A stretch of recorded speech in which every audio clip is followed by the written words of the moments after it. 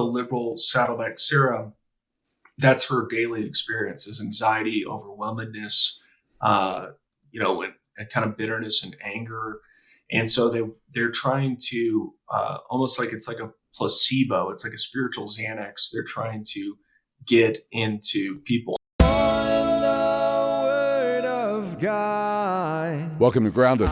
Grounded is a podcast for restoring the church to a biblical foundation, and the Lord knows, and we know too, it needs it. So we're trying to do our little part and help out the church biblical foundation. I have a guest today. He's been here before. His name is Chase Davis. He's a pastor in Boulder, Colorado. So you and I were chatting just before we went live here, and you told me that you just finished writing a book. It's going to the typesetter now. Maybe there'll be some more editing. What's your book? Tell us about it. What did you write? Yeah, the book title is Offensive Christianity. Hopefully it'll come out in January, depending on when people are listening. What year people are listening, January 2026 is the goal. But Offensive Christianity, it's reclaiming kind of masculine impulse and drive and capacities for power and exercising that agency in the world that has really been diminished. So I get into, how Christian men today, particularly Christian men, but all men have become emasculated. I get into biological realities and immaterial realities because it's not just believing lies. It also has real world implications with how we live, our fitness. So I get into testosterone levels, physical fitness, self-defense, and really reclaiming kind of a masculine vigor and restoring the Christian West. So that's kind of the big vision, but just trying to give people in my church and other men, an answer to a lot of the accusations that the church is feminized. It's also written for people outside the church, men who are exploring church, who when they come to certain churches, they're going to find a very feminized church. Why is that? What are they encountering there? You see some young men going to Catholicism, Eastern Orthodoxy, more high liturgy. What's that about? And so I try to touch on all that. So it's kind of like an apologetic book to men on the right, which make up the majority of people on the right, but also for Christian men to recover kind of their martial spirit and really just live into God's creation and His design for them. Man, you're barking right up my tree, brother. I love this stuff. So I got to ask you ahead of time. Can you give us a peek into something in the book? What is up with testosterone levels? So we hear, but I haven't really studied this. We hear that testosterone levels have plummeted, that they're way down. So I happen to know that, you probably know, that let's take a 20-year-old guy. He's healthy. He's a CrossFitter, and he's got high testosterone levels. He's natty. He's 100% natty. He's not juicing up. And he's probably got testosterone that would measure out at about 1,200. His female counterpart, measures out at 60. So big difference. But so have things really gone way down? Is that guy no longer 1,200, or else a lot of guys are no longer anywhere near that? What are the levels down to? Do you know? Oh, man, the averages are disputed because there aren't a lot of good medical studies on what the averages are. But like you said, they've been decreasing for the last half century. There's a lot of places people want to place blame. There's some speculation about the food we eat, about the way we live. We know that your body, how you take care of your body, impacts your body's ability to produce testosterone. So it's a hormone that is designed by God. And so if you're too fat, if you don't get enough sleep, if you eat poorly, these things are going to negatively impact your ability to produce testosterone. And I think one thing I try to emphasize is that because it is a design of God in man, that we should, if we are able, and as we are able, increase those T levels, get those T levels up, because it's not just about having a number on a screen that says, look, I'm at 1,200. Oh man, I'm such a man. That's not what it's about.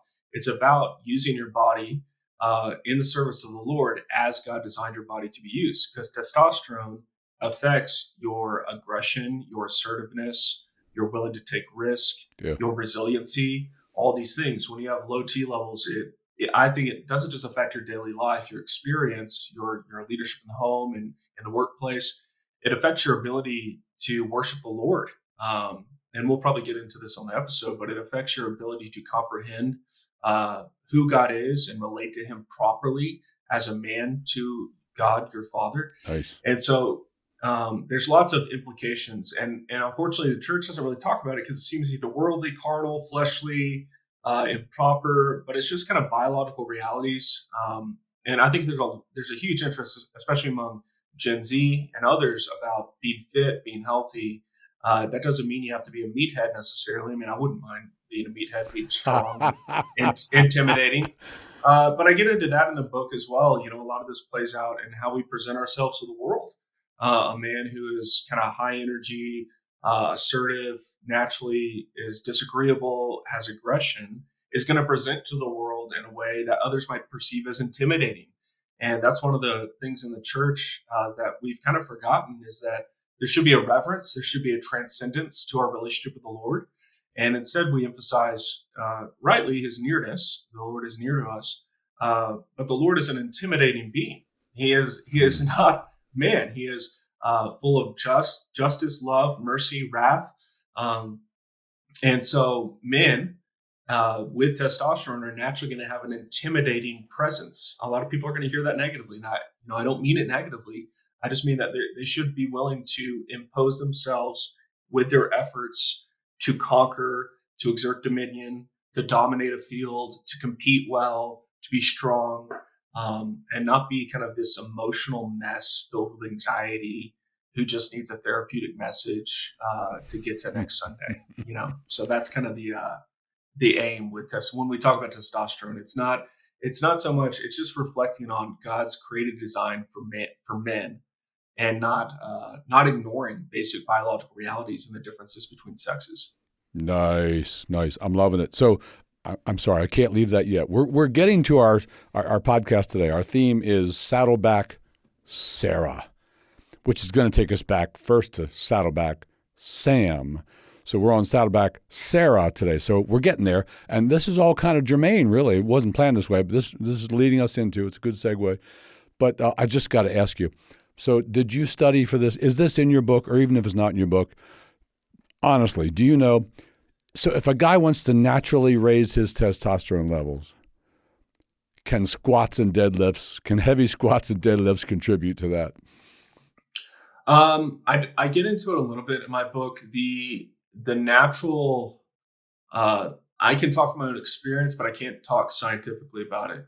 So when a man squats, deadlifts, bench press, and exercises those muscles, gains more muscle mass, there's going to be a better chance of him exerting vigor and releasing certain hormones that repair muscles, that restore muscles. And I believe that's been linked to testosterone, but that's a little bit out of my field. The way, because I'm a big believer that physical fitness does impact your body's ability to produce testosterone. So then, therefore, lifting heavy would naturally be a benefit to improving one's T levels. I get into supplements and other theories out there about, kind of vitamin D and zinc, but also testosterone replacement therapy. There's also a lot of people are scared of TRT because there are negative side effects for like high doses, but there's also like microdosing TRT, testosterone replacement therapy. A lot of people talk about the foods you eat, oysters and that kind of thing can help. I love hearing that because I'm a big fan of oysters. I love oysters on the you're half. On the East Coast. Oh, so we have them there, access. In Colorado, we don't they really are have so good. A plethora. All right. But most of the people I talk to go, oysters, they don't like the idea. They're so good. All right, we need to get on to our theme here because the clock is ticking. Oops, I didn't even start my clock. There we go. Oh, good. We're only 1 second into this podcast. So we want to talk about Saddleback Sarah. You wrote an article about her for those who want to see it, and I'd recommend you go see it. You can find it in the online magazine American Reformer. I look at that every week and see what's new in there and pick the ones I want to read. American Reformer, great little site for finding good articles. And your Saddleback Sarah article was in there. But before we get to Saddleback Sarah, it might help our listeners to have some background about, first, what's the Saddleback? Saddleback what? And what is this? Who is the Saddleback Sam that Saddleback produced, and now we're following it up with, there's also a Saddleback Sarah. Let's imagine her. So what's Saddleback? Yeah, Saddleback is a church out in California, pastored by Rick Warren. Rick Warren I believe he's a household name in evangelicalism. Wrote a book, Purpose Driven Life, Purpose Driven Church. Very, very highly respected by many. And so, he's very successful, talks a lot about evangelism, but, he was part of this movement and is part of this movement, kind of seeker-sensitive Christianity. That's a movement in the last 30, 40 years that really placed a premium on the church being mainly a place to see souls saved. And so he's pulling on Christian tradition there. We do want people to come to know the love of Jesus Christ. Through our ministry, we preach the gospel. And so, of course, we want this. But what they did is they made almost their ecclesiology, they folded it down into evangelism. So it's a reduced kind of approach. So you saw this also with Willow Creek up in Chicago. I mean, it's everywhere. Every town, I call them Mick churches. They're typically non-denominational. They have great kids ministry. They're going to have something like a donut wall, or they're going to give out gift cards to people when they first come. None of this is necessarily ostensibly sinful, right? I mean, donut walls, that's debatable. It's kind of gross, but, and it's not good for your T levels, but, they basically approached the church as a business, as a platform, as a means to see people either bump into Jesus, know Jesus, love Jesus, experience the love of Jesus, all this kind of stuff. And so they started removing crosses. They started, introducing secular songs into worship. Their messages were mainly directed at felt needs of people. So how are we going to get people in? Well, what do they care about?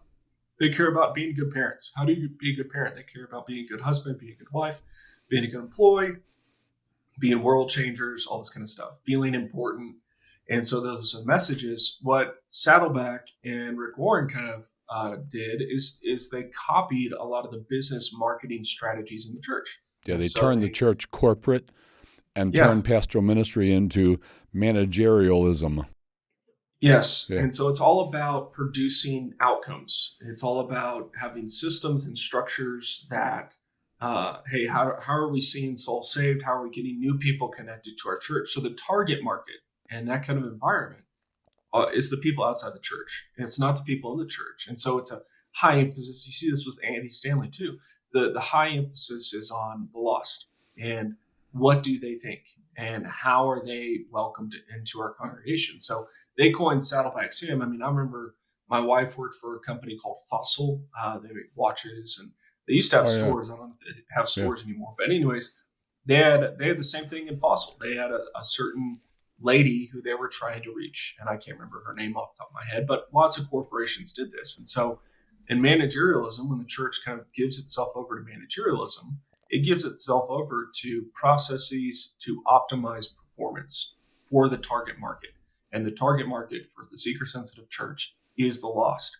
And therefore, their whole ministry mindset, what they're going to do on a Sunday, how they're going to behave, what they're going to talk about, how they're going to treat one another, is very much under the eye of what do the lost think about this, not necessarily what God thinks about this, right? Mm-hmm.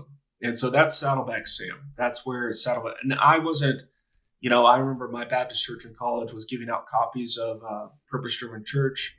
I don't think I ever read one, but it was very popular. I mean, this wasn't a liberal church that I was huge. Everybody was reading it. So I never got into the ethos of seeker-sensitivism, and I never adopted Saddleback Sam. But in my article, I kind of reframe it and be like, is it still Saddleback Sam today? What are churches aiming for? That's what I'm kind of getting at. Yeah, they went even farther than you're talking about. I'm sure you know this, but Saddleback Sam is a guy that they imagined. It's not just that we're reaching unbelievers, all of them on the planet. We're trying to reach this kind of unbeliever, and we're going to give him a name. He's Saddleback Sam. So here's what he drives. Here's how he dresses. Here's what he's interested in. Here's how he spends his free time, and all this stuff. In fact, they even create, and there's a church near here who's done this. I know the pastor. He's told me this. They create an avatar, and and have that everywhere. Here's what Saddleback Sam looks like. This is the guy we're trying to reach. So everything they produce, everything they manufacture to sell to the public is run by that avatar. Would he be interested in this? Would this resonate with him? Would he like this? So on and so forth. So that's Saddleback Sam. Now you took that and turned it into Saddleback Sarah. You asked the question, this is right out of your article, what might it look like if churches made these liberal women their target demographic for evangelism? We might call her Saddleback Sarah. Talk about that. When did you imagine and how did you create Saddleback Sarah? Yeah, so in my mind, I just, with the pressures of ministry and being a pastor for 14 years and talking with a lot of pastors, I mean, almost every day I'm talking to pastors, and the conception of ministry has morphed from kind of attracting men. For a lot of churches, it's attracting women. There's been several articles written on the feminization of workplaces and the feminization of American society, but also on the church kind of being matriarchal in its ministry orientation. So, the main thing you got to do is keep the woman happy, because personally, what I've experienced is we've had men at our church who aren't here anymore. And one of the main reasons, if not the main reason they leave, is because their wife doesn't like something at the church. And instead of leading their family or having an honest conversation about, differences in ecclesiology, it's mainly just the wife is not liking it. Yeah, this is pandemic, brother. That is everywhere. Yeah, it's everywhere. And so we see less of men leading, men owning kind of the spiritual maturity of their family. And we see more that the women are driving the ability for families to connect to a church. And so churches know this. I mean, this is not, they may not say it out loud, but it's more from a masculine kind of Sam orientation to a Sarah orientation. And how do we keep these women? And with the rise of millennial women, particularly, which I am a millennial, but many generations, I mean, you see these voting maps that show how women vote versus men vote. Women are predominantly liberal. They're predominantly struggling with mental illness and anxiety and depression. A lot of them are on medication for that. They feel a great deal of burden to have it all. They have this fantasy of being this kind of corporate boss, what they'll call boss babe, but also having a family. And so they live in this a great deal of turmoil. And so in that sense, we should feel a great deal of sympathy that's fairly unrealistic. They're not going to have it all. No one's going to have it all. Yeah. And so, but if a church gives itself over to kind of like, we're going to put Saddleback Sarah on the wall, what is Saddleback Sarah like? Well, she likes feeling good about herself. She doesn't want to be criticized. She's kind of like, we should always give her the highest margin of charity in terms of if she's offended or if something's wrong, we should believe all women. These kind of phrases are kind of in our culture. And so you have this woman who may or may not have tattoos or piercings, but they have liberal sensitivities. They're very much a heightened awareness of inclusivity, of not being mean to other people, of tolerance, things that are naturally part of the feminine experience that God designed. A lot of these things that we love our wives for, we love women for, wonderful that they bring to the table. But when those become unquestioned dogmas that everyone must submit to, that's when you get DEI, that's when you get wokeness. And so we've moved from kind of a masculine orientation to a feminine orientation, and that's affecting everything. The way we talk, the way we preach, the way we do groups, the way we sing songs. I mean, everything seems to be oriented towards making sure women feel welcome at church. Yeah, that woman, Saddleback Sarah. Yeah. Saddleback so Sarah. I want to talk about the implications for music in church, the implications for sermons in the church, the implications for even things like the decor. What color do we paint the walls? All kinds of things. But let me just read another little thing from your article, which is kind of summarizing what you were just saying. So, quote, while this has been occurring, women have become more liberal. Pardon me, that's really true, isn't it? So we know that young single women are almost all liberal. when they get, it's funny though, if they get married and have children, even if they just get married, that starts to change. They become more conservative. If they have children, they become more conservative still. But anyway, women have become more liberal. At a staggering rate, you wrote, young women are more liberal than men. Just as concerning, 56% of liberal white women aged 18 to 29 have been diagnosed with a mental health condition.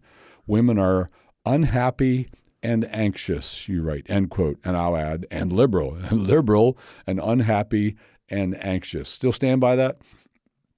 Yeah, that's very true. I mean, we live in one of the most liberal towns in America, and they're very anxious, and that anxiety manifests itself in a lot of bitterness and anger, a lot of times, a lot of resentment, which for men that are untrained, that don't have high T levels, they don't know what to do with that. Like they just, and for us younger guys that got the boomer advice of happy wife, happy life. Yeah. That's kind of seeped into the church where it's like, we got to keep the women happy. Otherwise the whole family unit leaves, or we're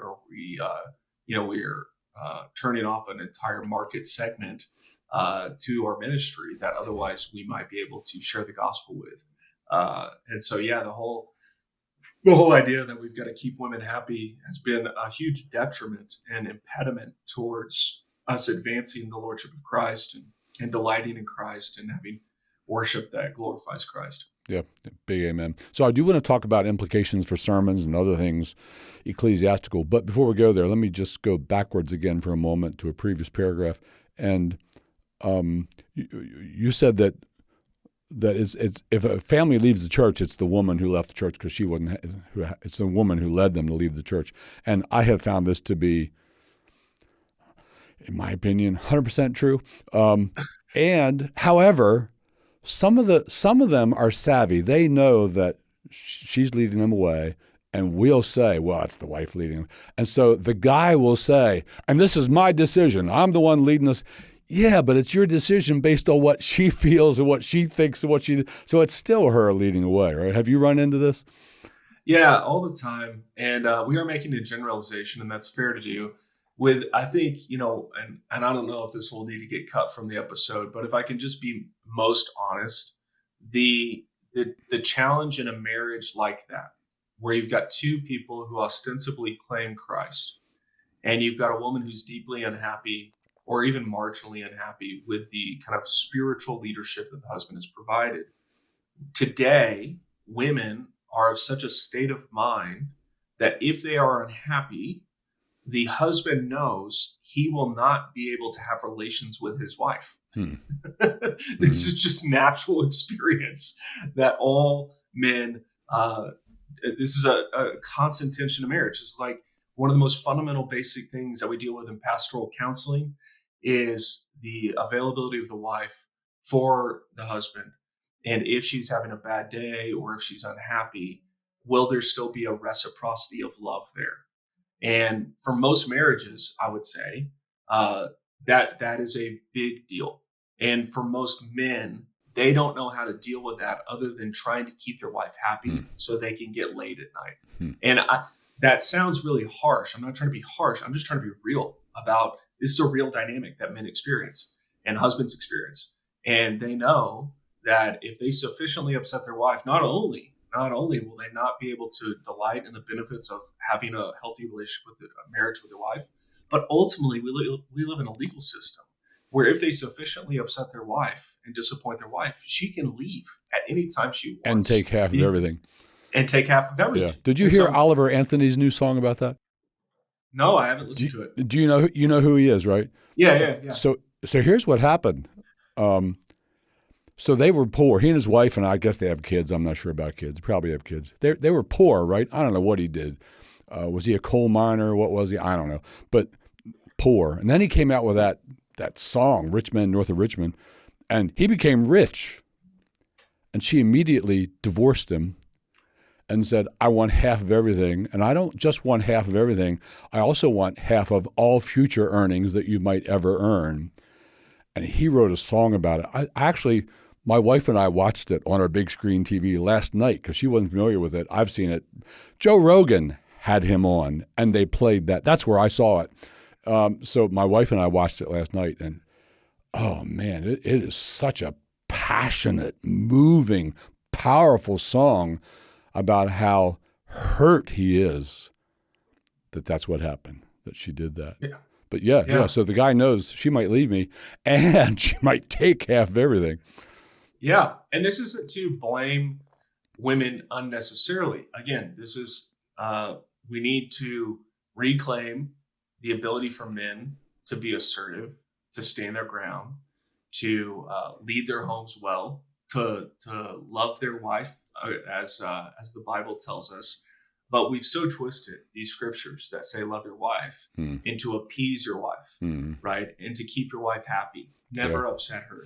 And so, it's a very, I realize it's a sensitive topic for many couples, but if it is such a sensitive topic that the Bible does speak to, then pastors of all people should be willing to kind of get in the fray there and offer some wisdom and guidance on these things. And instead, like you said, what often happens is the man will say, no, I'm making the decision. And we're like, guy, like we know what your wife posts online. Yeah.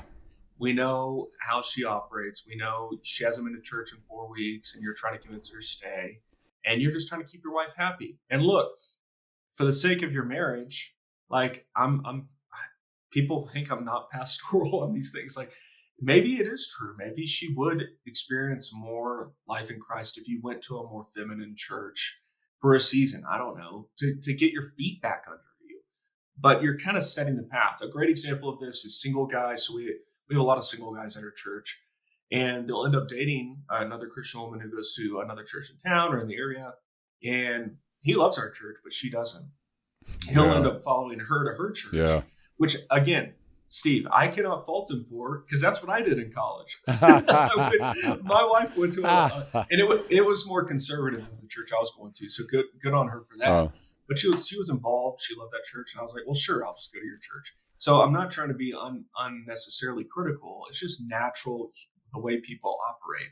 But even then, looking back, that's not really spiritual leadership, right? You're not right. And I was only 19, so I didn't have a lot of wisdom and information to discern well and lead well at the time. But I have to take responsibility for it. These are not patterns that men should lay tracks for, because in the future, you're basically saying the wife's a spiritual leader and I'm just here to like provide money and make sure she's happy. Yeah, that's right. Which is not a healthy marriage. Yeah, it's the old thing about he's the head, but she's the neck that turns the head. That's right. That one happens. All right, let's come around then to where we said we're going to go with this. What are the implications for music, for sermons, for other things in the church? Let's start with let's go to music, if you don't mind. So what are characteristics of music that are designed, that is designed for Saddleback Sarah? Yeah, there's a great book called Why Men Hate Going to Church. Yeah. And he talks about this a lot. And basically, if you turn on any kind of like, what's your, out here we have K-Love, growing up in Dallas, where I was from. Christian radio is KLTY. I don't know what it is out where you are. Is it K-Love or something like that if you turn on Christian radio? Yeah, what is it called here? Oh, it's 95 Shine here. Shine, yeah.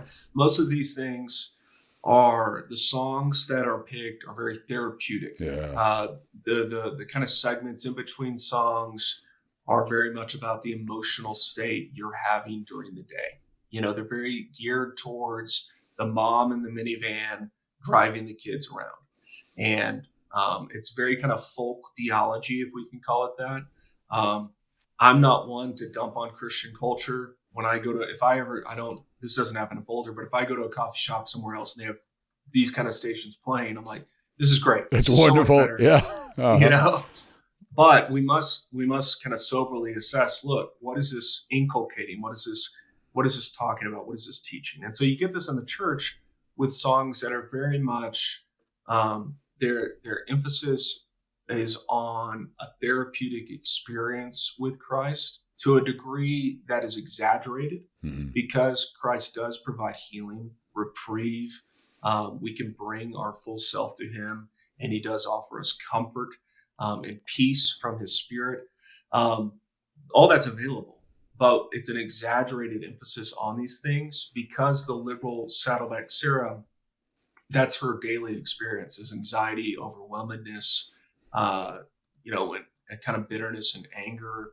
And so they're trying to almost like it's like a placebo. It's like a spiritual Xanax. They're trying to get into people. And I don't think people are doing, like I said, this isn't necessarily conscious of churches, but it's just like what they're doing because that's what gets people feeling. So you'll see this a lot. A lot of people assess if the Spirit is present in a worship service or if it was a good worship service on if they had an emotional reaction or experience when they sang. So did they cry? If they cried, this is seen as like a mark of the Spirit, which is funny. But, what I try to highlight for people when I'm teaching about this is like, look, I've cried at concerts that are not Christian concerts. I cry watching commercials. Yeah. Like that really is like it's an interesting reality of the human experience that we go, but we can't assess the validity of our worship, the goodness of our worship, the beauty of our worship, simply based on emotional experiences. Do I want people to come with their full selves to Jesus Christ? Of course. But if we give ourselves over to an exaggerated emotional expressionism in our worship, it's very performance heavy, loud music, in order to get those emotions going, mimicking kind of a concert that you might go to, that's very overwhelming and consuming. It kind of creates a version of Christian spirituality, which is very feminized, because it caters to the feminine sensibilities. And then the lyrics themselves, right? The lyrics themselves are rarely from either imprecatory psalms or church history that talk about the martial spirit or warfare. And of course, we don't need to flip to the other side and just do only those songs. We have a dynamic spiritual life, but those are never really picked. We're trying to introduce a song called "The Son of God Goes Forth to War." You can go look that up by Tim Bashong, and it's an old hymn, but the first time we sang that, a lot of people were like, "Wow, this is whoa," because they're used to more therapeutic kind of moods, and it doesn't just get into the words, the lyrics. It gets into the way we play instruments, the beats, the way songs are arranged, the crescendos, and what I found is when I get in more congregational singing, that's either hymns, maybe at a little bit of a faster beat per minute. There's a vigor there. There's life there. There's a way we're singing the Psalms or singing the hymn that's encouraging, but not in the same way that's trying to diminish natural instinct. So the way, and we can get to this next if you want, but the way I put it is like a lot of the natural male dispositions about dominance, winning, power, control, asserting yourself, all these things are almost seen as like bad. Like, why do you want control? It's probably an idol. You shouldn't want control because God is in control. And so it leads to a kind of a lethargy, a spiritual lethargy, and kind of a latent sense of guilt for who you are and who God created you to be. Might you want power for some sinful reason? Yes. Might you want control for some sinful reason? Yes. But we are called to have mastery, to pursue excellence, to have discipline. And so unfortunately, a lot of the songs are like, imagine Saddleback Sarah coming to church. She feels out of control. She, if she has kids, which many women don't have kids today, if she has kids, it was hard to get them out of the house. She works a job. She's got anxiety. She's struggling with depression. There are anger issues. She comes to church and, what can the church provide? Well, the church, unintentionally or intentionally, is providing music that basically goes, it's okay. You can trust Jesus. Just rest, abide. Yeah. And even these concepts that are good biblical concepts, that's what gets me so riled up, is these are good biblical instruction get twisted into a therapeutic mindset. And it's very sinister in that way. And it's very discouraging as pastors see so many churches kind of giving over to it. Yeah. So a little more. So for Saddleback Sarah, a great day at church was, it soothed me. It calmed me. It made me happy. It lifted me up. That's what we're looking for. These are terms you used in your article. The music must be inclusive, must be supportive. It is emotionally cathartic, and it is very, very feminine. So, yeah, you covered it really well. I'm going to move us on and talk about the sermons. Let me read a little quote from what you said, and then I'd like you to just riff on this. So, the sermons are therapeutic because anxious, mental illness, and panic attacks, things like that, abound. But let me read from you. It is important that the sermons must not be divisive, except towards those whom the liberal woman has deemed the enemy. You can be divisive toward that enemy. But she is very tolerant and inclusive, and yet she cannot help but hate those who oppose her vision of tolerance and inclusivity. They must become enemies. It is acceptable to have enemies so long as the liberal woman gets to define the enemy and make them other. So the sermons must be therapeutic and can be directed toward that enemy, but not other. Talk about this, would you? And anything you want to say about how does this affect the sermons? Yeah, the sermons, typically when you're preaching, you're trying to, the ideal, in my mind, the ideal preaching is done expositorily. So it's walking through passages of scripture. But along the way, you're trying to provide practical applications of what this looks like today, how this plays out to apply to people's lives. A good preacher will do this. And so the perfect example in my mind is like the BLM movement. You weren't, during that time, a lot of pastors and churches felt so much pressure from the world and from their own congregation to say something, just say something, for good reasons and for bad. Some people just wanted to be told, like, what's going on? What is this about? Why are they burning down cities? All this kind of stuff. And so anyone who it portrayed itself as a very inclusive movement, which it's not. It's very divisive and Marxist. Anyone for the liberal woman, like self-fulfillment is a big deal. Becoming their full self, realizing their full potential. They've been raised on kind of the Disney narrative of overcoming boundaries and being free of unchosen bonds. This is all of Stephen Furtick's preaching, isn't it? Yeah, it's very much that way. Yeah. And so the messages themselves, like the irony, and this is why it's very much like part and parcel of wokeness, is you'll see these people that preach tolerance and inclusivity and diversity, but as soon as someone disagrees with their particular vision of tolerance, inclusivity, and diversity, like you're no longer included. Yeah. So like it's a very strange experience. And what's happened is in the Bible, when Christ tells us to love our enemies, and when we talk about enemies, many Christians have interpreted it somehow as don't have enemies. You never have enemies. Everyone's a potential friend, unless they disagree with your vision of having no enemies. And so, yeah, that's what I mean by the sermons kind of naturally giving themselves over to this strange kind of disconnect, this almost internal contradiction, where we can't have enemies. Everyone's a potential friend, and like in the sermons themselves, one thing you'll notice is that for the liberal woman, because she's a woman and she wants to be friends with people and be hospitable and be well liked and well thought of, she's thinking the whole time in the church, what would my lost neighbor think of this? Mm-hmm. Would they be able to? Would they feel included here? Mm-hmm. And if the answer is no, because you call out that lost neighbor's particular sin, then that woman will judge that sermon as not loving. Yes. Not Christ-like. This gets into matters of sexuality. This gets into matters of immigration. This gets into all sorts of matters. Okay. And so when the pastor is applying the word to social realities, to sin, to political realities, if he chooses to go there, the fair attack is the right. The fair attack is the people who are not inclusive and tolerant and loving, according to their definitions.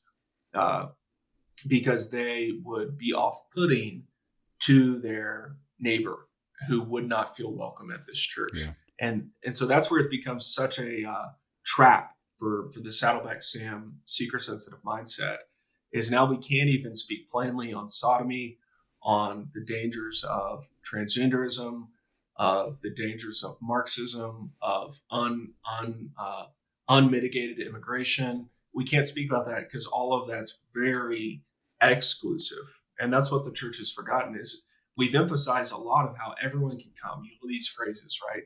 You can belong before you can believe, all this kind of stuff. We have all these like catchy things.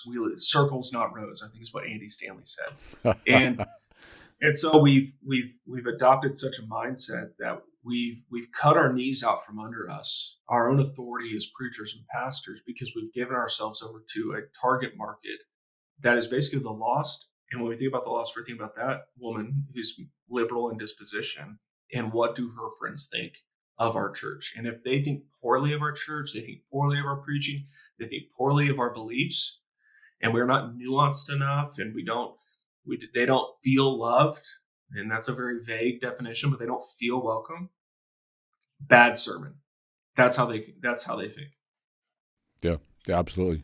I've been there. I've done that. I've lived through this very thing. So good to hear you talking about it. So all that we've been talking about has been turned into a gospel issue. This is the demand of the gospel. For the gospel, things must be this way. The worship service must become an opportunity to minister to Saddleback Sarah and her perceived friends, whom she probably isn't inviting anyway, for the gospel, right? Talk about this and being related, how they relate it to the gospel, but don't go too long, brother. I'm out of time.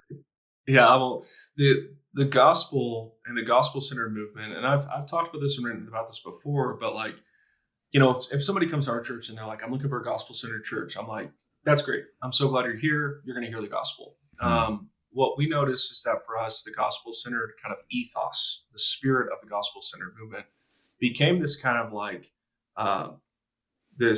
you know, like when you're cooking meat and you baste it in something, whether it's apple cider vinegar or barbecue sauce, something like that. It felt like that. It's vague and it just kind of covers up things and there's no particularity to it. And so all of a sudden, a gospel issue became very liberal coded because it was tacked onto that seeker sensitive model. And so now we use the word gospel to describe anything that sounds nice to, you know, you can have freedom in Christ, you can have love eternal, you can have all this stuff, but then it becomes applied only towards liberal kind of mindset. So, you know, immigration is a gospel issue. Well, when they say that, they don't mean, therefore we should have strong borders. They mean, therefore we should provide a bunch of homeless shelters and immigrant services and free medical care because it's a gospel issue. So the gospel-centered kind of gospel movement became very much like a based that you would put over things to just kind of approve of things. And if it was bad, anti-gospel, those are typically categorized as exclusionary stances. So our church stands, as yours would too, against this idea that two gay people can get married. This is not in line with God's design for people. It's not in his word. It's not the design of nature that God designed. And so when you take that stand, that's seen as an impediment to the gospel. It's seen as something that's exclusionary because it might turn someone off. How would this homosexual couple that's living together, if we take that stand, how would they ever come to our church and hear the good news of Jesus, right? And so it just becomes kind of like insider language to signal a certain ethos of ministry where we're not going to confront either sins in our church or sins in the world, but instead we're going to be inclusive and tolerant. And we're going to find ways to extol the homosexual couple. I know some of them have better marriages than some of you all do, like that. So they become the hero of the story. Exactly. And so it's really sad because as evangelicals, as Protestants, we have a rich tradition of the evangelion, of the gospel and preaching the gospel and seeing souls saved. And, you know, people take issue with altar calls. So that's how I came to know the Lord, through an altar call. And so like, there's a particularity when we're talking about the gospel. We could talk about the kingdom. That's a different topic. When we talk about the gospel, we're talking about the good news of Jesus Christ. And that's what we want. We want all people to come to know the good news of Jesus Christ. But that means that we have to preach the bad news too, which is the law, that we all stand condemned, that we all need to be saved. And so many people today don't even think they need to be saved. And so how can we have a gospel ministry, a good news ministry, if there's no bad news that people think they need to know. And instead, the gospel becomes this word that's used for feeling good. We want you to feel good. And we can't feel good apart from Christ. We stand condemned apart from Christ, and we need his propitiatory work on the cross and his resurrection to give us the good news, to lift our spirits, to find salvation in him. And that's where it's become so pernicious. Amen. Very good. So go check out Chase Davis's article on the American Reformer. Is the article titled Saddleback, Sarah? I don't recall. I believe so. I'm thinking it is too, so they could just look that up. And so this has been largely critique. You have 1 minute, brother. I hate to do this to you. You have 1 minute to please tell us, so what do churches, what do pastors, what do Christians in churches, what do we need to do instead of appeasing Saddleback Sarah, ministering to Saddleback Sarah? What do we need to do instead? The aim of our ministry should be pleasing God. That's the aim. It's not pleasing the world. It's not pleasing the people in the pews. When a pastor's in the pulpit, he is there to give honor and glory to the living God. And we should live in fear of him. That's the thing. And once we get that orientation right, a lot of other things will flow down from that. And it's going to take a lot of work if you're trying to turn your church from one that's given over to this stuff. But it's got to start with you and your own walk with the Lord and submitting your life to the Lord and obeying the Lord. And then it's going to work its way through the leadership team and your own marriage. It's going to work itself into that. And then it'll, trickle down from there and then inform the rest of the life of your church. Brother, thank you so much for coming on and talking about what you've written. What do you have a title for your new books coming out? What's the title? Right now, the working title is Offensive Christianity. So that's what we're working on right now. And we can begin looking for that to actually hit the shelves in January, maybe? That's right. Yeah, I'll buy a copy. Is there a pre-copy? Okay, I'll go get it. Thanks for joining me, Chase. You have a great time, and may the Lord bless you today. Thanks, Steve. Thank you so much for joining us. See you.